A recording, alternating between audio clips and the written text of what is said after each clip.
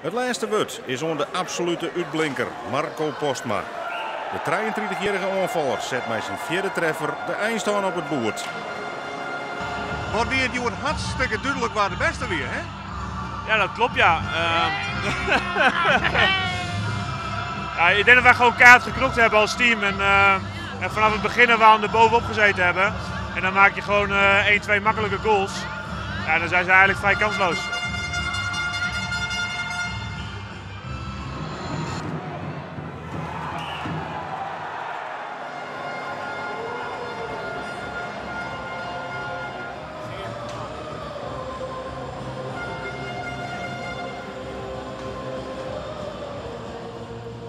Er was helemaal niks op af te dingen, hè? Wat waren jullie superieur vandaag?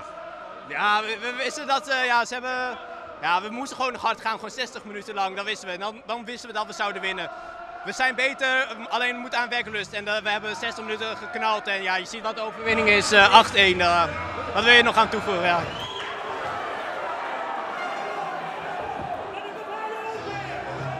Je straalde ik uit dat er maar één plak weer voor de beker, namelijk Heerenveen. Ja goed, we hebben verloren van deze jongens aan het begin van het jaar voor de Ron Betteling. En ja, dat wilden we absoluut niet weer. Dit is gewoon een grote prijs en iedereen was gewoon heel scherp en wil deze prijs winnen. Is this a little bit revenge for the first game this season? Yeah, you know, whenever you lose to a team, you definitely get a little bit more motivation, a little bit more, you know they can beat you because they already have. So we need to be prepared, and we had a good preparation coming into it, and the guys responded well by coming out flying, and they did a great job for 60 minutes.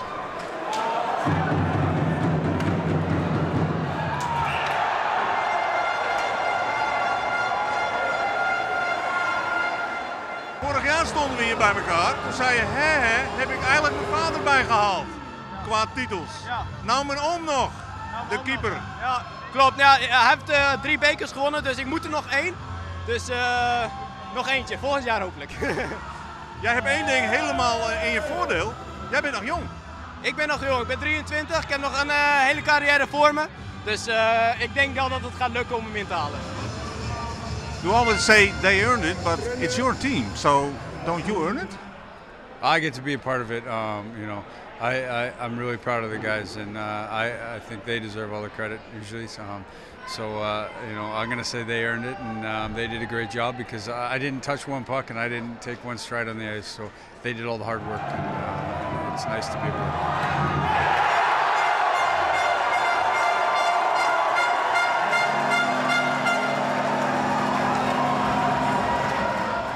I enjoyed a lot of it. I was able to enjoy a bit more with the score being a little bit more open than it was last year. I was able to, look at the faces on some of the guys and see some of the excitement and see some of the smiles. I enjoy watching our older guys like Marco, bringing his, probably best game of the season out. En waar stiert Postma de plak? 3-0. Ja, dit soort wedstrijden ben ik gewoon heel erg gebrand. En dan wil ik gewoon het beste van mezelf laten zien. En ik denk dat het geluk is vandaag. I enjoy seeing younger guys come in for their first shift at a Baker final. There's so much to enjoy, seeing the hard work of guys, seeing it doing together. But in the end, watching these guys win it together is a great moment for as a coach.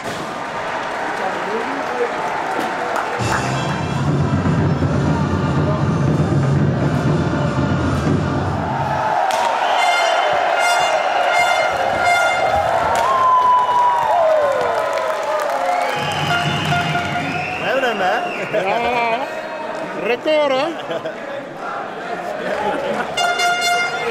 Jelletje. Bedankt hè, refs. Daniels, voorzitter van de Limburg en de heer Schaarkoks.